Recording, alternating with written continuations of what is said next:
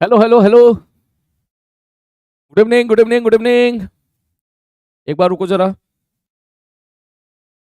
क्या हम लोग क्या मैं आपको बढ़िया दिखाई दे रहा हूं?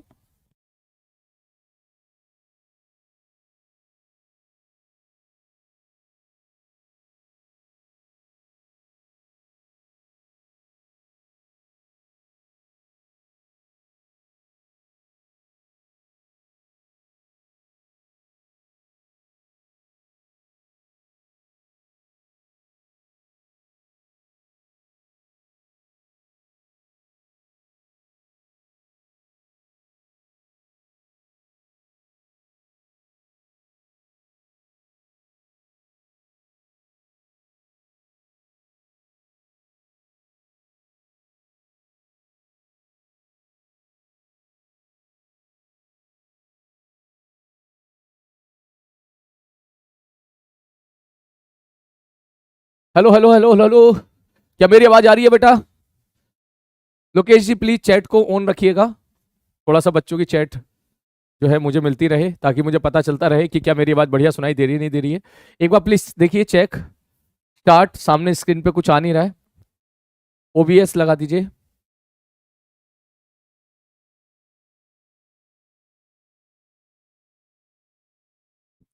हाँ भैया। सबसे पहले मुझे एक बार बताओ, क्या मैं आपको दिखाई दे रहा हूं? क्या मेरी आवाज आपको बढ़िया सुनाई दे रही है? सारे बच्चे, सभी लोग। यस। आर्यन, शबीत, समीर, शबीर, जसवंत, क्या मेरी आवाज आपको बढ़िया सुनाई दे रही है? हंस रहा है तू। सर रिपीट, ये देख हंस रहा है? पक्का तू क्लास में परेशान करता है? बहुत बहुत अच्छा लगता है ना जब क्लास के बाद जब कभी टीचर बाहर मिले, है ना? क्लास में तो भाई साहब तुम बहुत नाक में दम कर देते हो, रिपीट रिपीट, दोबारा बताओ दोबारा बताओ। ऐसे ही होता है जैसे ऑफलाइन क्लास में। ठीक है। जब कोई सर ऑफलाइन क्लास में पढ़ाते हैं तो भाई साहब अलग माहौल होता है। वही सर जब बाजार में मिल जाते हैं, ठीक है, कि भाई साहब बाजार में सब्जी खरीदते हुए मिल जाते हैं, तो वहां अलग फील आती है। ठीक है।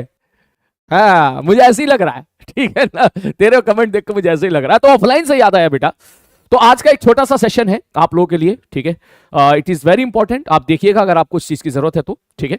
सबसे पहले बात है, नीट 2026 का पेपर आपका हो चुका है। आप में से काफी बच्चों का पेपर अच्छा गया होगा, जो कि बहुत कम बच्चे होते हैं ऑब्वियसली, क्योंकि परसेंटेज सिलेक्शन रेशियो काफी कम होता है। कुछ बच्चों का पेपर खराब गया होगा, कुछ बच्चों का पेपर एक्सपेक्टेशन के हिसाब से नहीं गया होगा, और कुछ बच्चों का पेपर जरूरत से ज्यादा खराब भी गया होगा। ठीक है। तो बात यह है कि सर वो क्या वजह रही है जिनकी वजह से पेपर खराब हुआ है।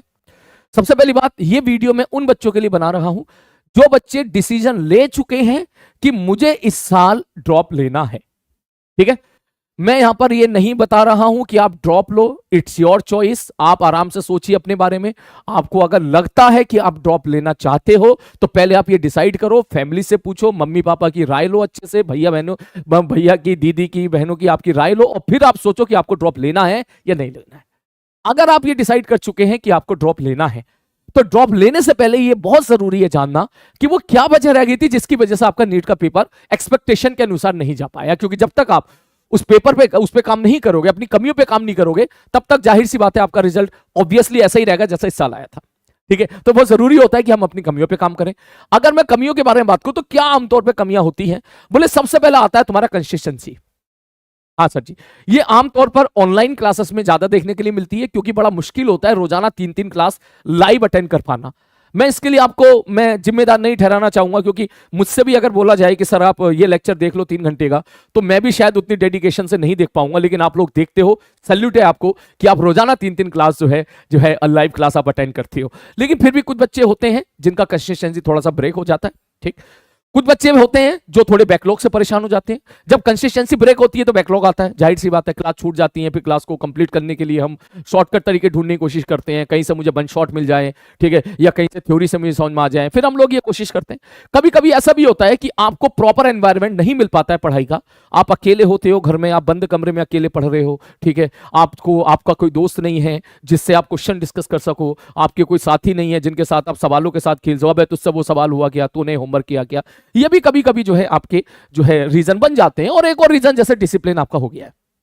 कि आप डिसिप्लिन नहीं हो, आप सुबह की क्लास आपकी 10 बजे है, तो आप 8-9 बजे क्लास है, तो आप 9 बजे की बजाय 11 बजे सो के उठ रहे हो, ठीक है, फिर आपकी एक क्लास छूट गई है, फिर आप वो क्लास करने जा रहे हो लाइव, तो फिर आप जो है आपकी करंट क्लास छूट जा रही है, तो थोड़ा सा इनडिसिप्लिन की वजह से सिस्टमेटिक तरीके से हमारी प्रिपरेशन नहीं हो पाती है। आमतौर पर यह चीज उन बच्चों के साथ ज्यादा होता है जो ऑनलाइन पढ़ते हैं, और ये मैं इसको गलत तो नहीं बोलूंगा बेटा, क्योंकि आपकी जगह मैं भी होता तो मुझे भी इन सारी समस्याओं से होके गुजरना पड़ता।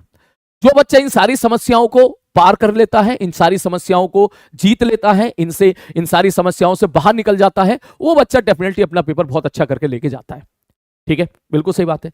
तो इसका जो सॉल्यूशन है, ठीक है, इसका एक सॉल्यूशन और हमारे पास है, ठीक है, जिसका नाम है ऑफलाइन। ठीक, कि हाँ ये बात सही है कि अगर आप ऑफलाइन क्लास में पढ़ते हो, अगर कोई बच्चा ऑफलाइन क्लास में जाता है, तो ये बात सही है कि क्लास के बहाने ही उसकी कंसिस्टेंसी मेंटेन रहती है, क्योंकि वो रोजाना क्लास जाता है, सर लोग भी आते हैं, थोड़े यार दोस्त भी बन जाते हैं, ठीक है, तो रोजाना उनसे ही मिलना होता है, बकैती भी करनी होती है, थोड़ी बहुत सवालों के साथ भी खेलना होता है, ठीक है, थोड़ा सा नयापन सा होता है, बंद कमरे में पढ़ने की बजाय हम सोचते हैं चलो पूरी क्लास के साथ पढ़ेंगे, थोड़ी हंसी मजाक होती है, टीचर से मिलना भी होता रहता है।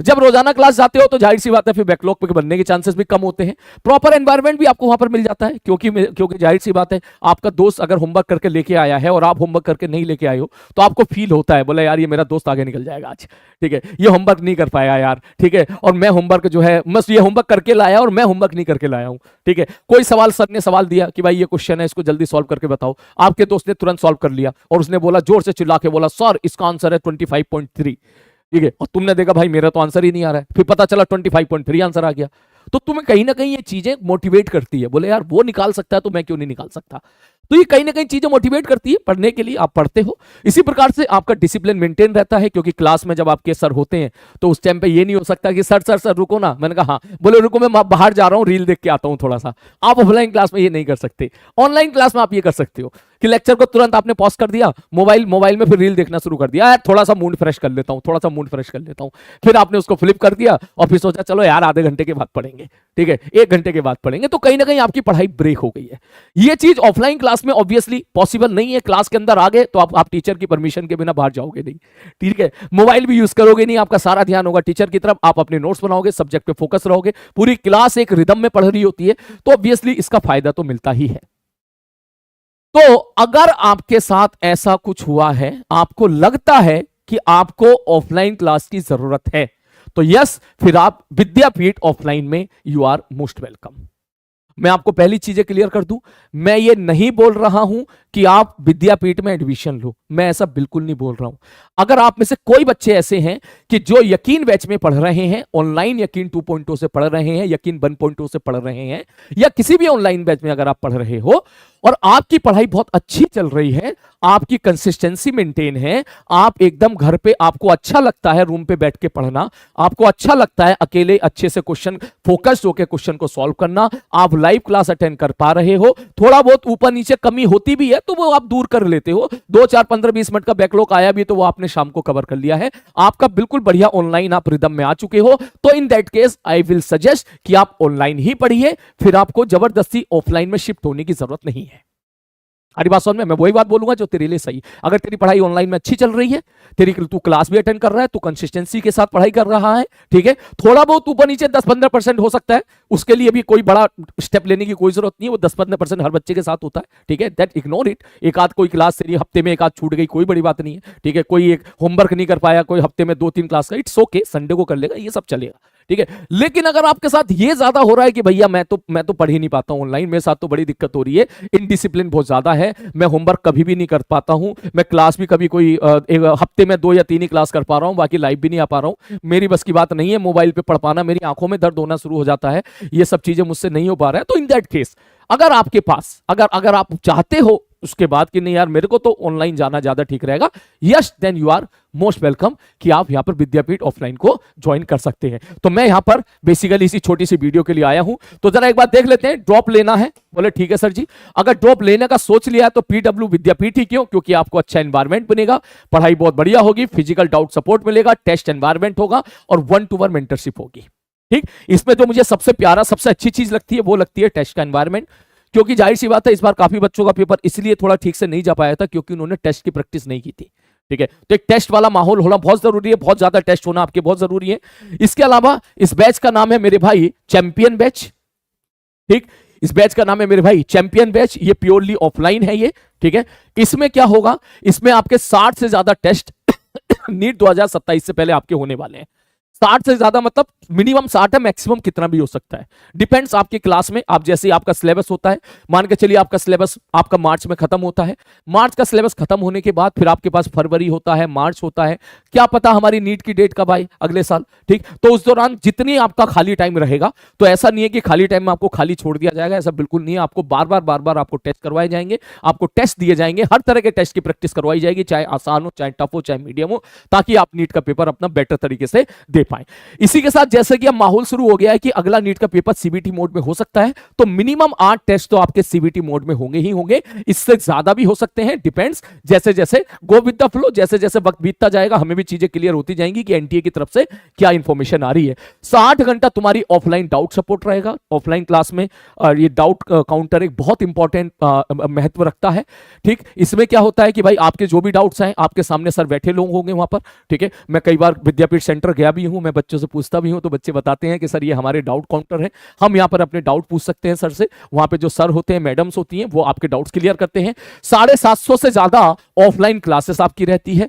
रिकॉर्डेड लेक्चर, बाई चांस किसी कारणवश आपका लेक्चर छूट गया तो वही लेक्चर की रिकॉर्डिंग आपको अवेलेबल होगी। डीपीपीस होंगी जो कि प्रॉपर क्लास में डिस्कस होती हैं, और उसके बाद स्टडी मटेरियल भी आपको वहां पर दिया जाता है। पूरी बेसिकली इस दौरान आप पूरी क्लास के साथ सिंक्रोनाइज होकर आप जाते हो। टीचर आपको होमवर्क देंगे, आपको डीपीपी देंगे, नेक्स्ट डे उसका डिस्कशन होगा, आपके दोस्त होमवर्क करके लेके आएंगे, आप भी होमवर्क करके लेके आओगे, मोटिवेशन आपको मिलेगा। गलती से कोई सवाल आपसे नहीं हुआ या आप क्लास में नहीं पूछ पाए, तो उसके लिए आपके पास यहां पर जो है डाउट सपोर्ट आपका अवेलेबल रहेगा वहां पर ऑफलाइन का। आप जाके अपने डाउट काउंटर पे अपने डाउट्स क्लियर कर सकते हो। तो आई थिंक ये सारी चीजें हैं जिससे आप अपनी पढ़ाई को और बेहतर बना सकते हो।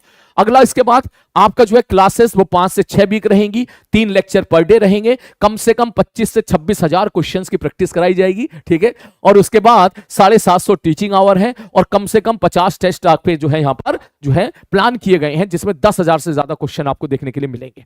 इतने क्वेश्चन अगर आप सच में लगा लिए तो आपका रिफ्लेक्सेस इतना स्ट्रांग हो जाता है बेटा कि आप डेफिनेटली आपका पेपर अपना बेहतर ले जा सकते हो। इसके अलावा जो है the road to success NEET 2027, ये आप जानते ही हो सारी चीजें कि भैया अगर आप नीट का पेपर फोड़ना चाहते हो, सबसे पहली बात हर तरह के सवालों के साथ आपको खेलना है। सबसे पहले बेसिक सवाल अच्छे क्लियर होने चाहिए, आपके कंसेप्ट बहुत बढ़िया तरीके से क्लियर होने चाहिए, अच्छे टफ और मुश्किल सवालों के साथ भी अब आपको खेलना आना चाहिए, और टेस्ट की प्रैक्टिस बहुत धांसू तरीके से आपकी होनी चाहिए, क्योंकि टेस्ट जितना ज्यादा दोगे उतना ज्यादा आप स्कोर करोगे। और टेस्ट में जो गलतियां हुई हैं वो भी आपको देखनी पड़ेगी कि भाई साहब ये हमारी टेस्ट में गलतियां हुई हैं, अगली बार से हम ये गलतियां नहीं करेंगे।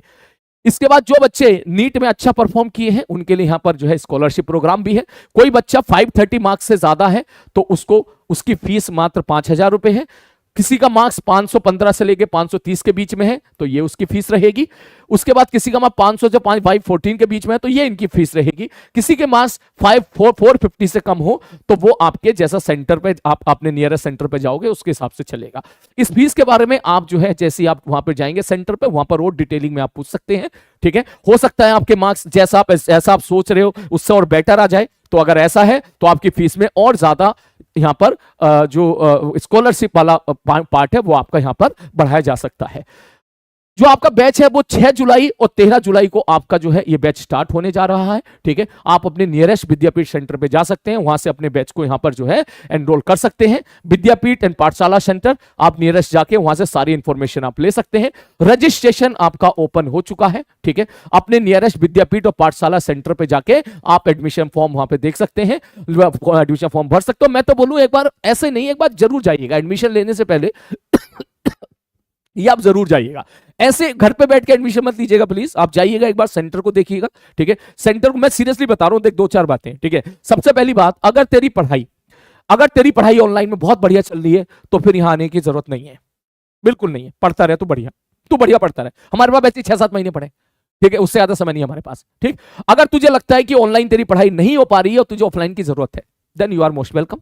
परंतु फिर भी मैं बोलूंगा कि एक बार सेंटर आप विजिट करो, मेरे कहने पे मत जा, तू सेंटर विजिट कर, तू खुद से जा सेंटर पर। सेंटर में जाने के बाद वहां जब क्लास से बच्चे निकलते हैं तो उन बच्चों से तू पूछ, आनी बात तो सेंटर पे पहुंचेगा, काउंटर पे पहुंचेगा, तो काउंटर वाले भैया तो भैया अच्छी अच्छी बातें ही बोलेंगे, वो हर जगह यही होता है, ठीक है। सब सारे काउंटर वाले बच्चे भैया जो होंगे अच्छी अच्छी बातें बोलेंगे, ठीक है। लेकिन रियलिटी पता चलती बच्चों से, ठीक।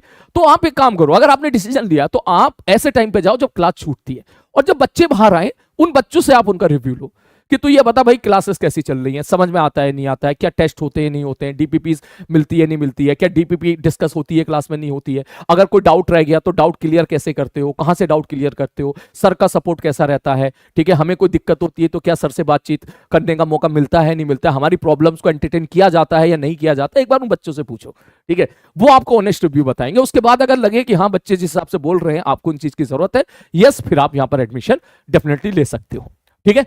तो ये चीज है बेटा यहां पर, ठीक है। तो थैंक यू सो मच, बस इतनी छोटी वीडियो के लिए आया था। मैं फिर से बोलूंगा, आप ये मत समझिएगा, ठीक है, कि जो है सर हमारी पढ़ाई तो यकीन में बढ़िया चल रही है तो फिर हम यहां पे जाए, नहीं बेटा। अगर आपकी पढ़ाई ऑनलाइन अच्छी नहीं चल रही है किसी भी रीजन की वजह से, चाहे वो आपकी कंसिस्टेंसी हो, चाहे आपके जो है आप क्लास लेक्चर में नहीं देख पाते हो, कंपटीशन का माहौल आपको फील नहीं होता है वहां पर, ठीक है, आपको लग रहा है कि यार मेरी पढ़ाई ऑनलाइन तो ठीक नहीं चल रही है, शायद ऑफलाइन में अच्छा कर पाऊंगा, ठीक है, आपको लगता है कि भाई साहब ऑफलाइन तेरे को जाना चाहिए, तो in that case you can choose it. और अगर तेरी पढ़ाई बढ़िया चल रही है यकीन 2.0 में या किसी भी ऑनलाइन बैचेस में, तो आप बढ़िया तरीके से आप वहां से पढ़ाई करो, आप वहां से भी सेलेक्ट हो सकते हो क्या होते हैं बच्चे विक्ट्री सेलिब्रेशन में आप देखिएगा, आप यकीन 2.0 से भी सेलेक्ट होंगे बच्चे, यकीन 1.0 से भी होते हैं, 3.0 से भी होते हैं, लक्ष्य से भी होते हैं।